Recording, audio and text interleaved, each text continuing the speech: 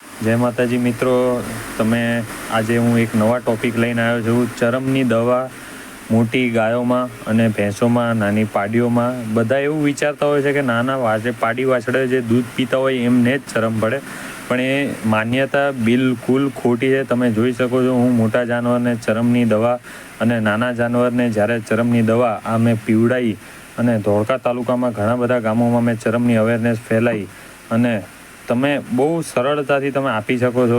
એક રોટલીમાં 3 મહિને એક જ ગોળી, અને 6 મહિનાના પાડી વાછડા જો હોય તો દર મહિને ત્યાં સુધી ડીવર્મિંગ કરવું પડે છે. ચરમની દવા આપ્યા પછી બીજે દિવસે તમે જોઈ શકો છો આ બધા જે ચરમ નીકળ્યા છે, તમે નિરખીને જુઓ. આ જે ચરમ નીકળ્યા છે, તમે આ ચરમ એમને કોઈ જાતનું દૂધ તમારું પચવા ન દે કે તમારો ઘાસચારો, આમાં દૂધનો ઘટાડો થાય, ફેટનો ઘટાડો થાય, બંધાવામાં પ્રોબ્લેમ થાય અને તમારા પાડી વાછરડાનું વજન પૂરેપૂરું ન આવે. આ ચરમ તમારું આપેલો બધો ખોરાક અને પૌષ્ટિકતા એની બધી આ ચરમ ચૂસી લે છે. અને બીજી વસ્તુ એ કે મોટામાં મોટી બીમારીનું જડ આ ચરમ છે, અને આ ચરમના કારણે તમારા જાનવરનું આર્થિક નુકસાન થાય એ અલગ.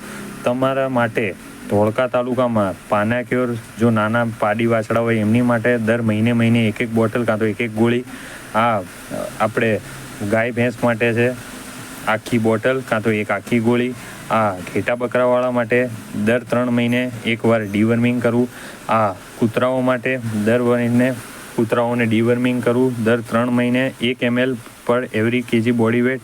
આ બિલાડી માટે છે, એ તે જેટલા કિલો વજન હોય એટલા ml એમને પીવડાવી દેવું. આ બધી જ દવાઓ તમને યુનિક મેડિકલ સ્ટોરમાં મળશે. સબસ્ક્રાઈબ.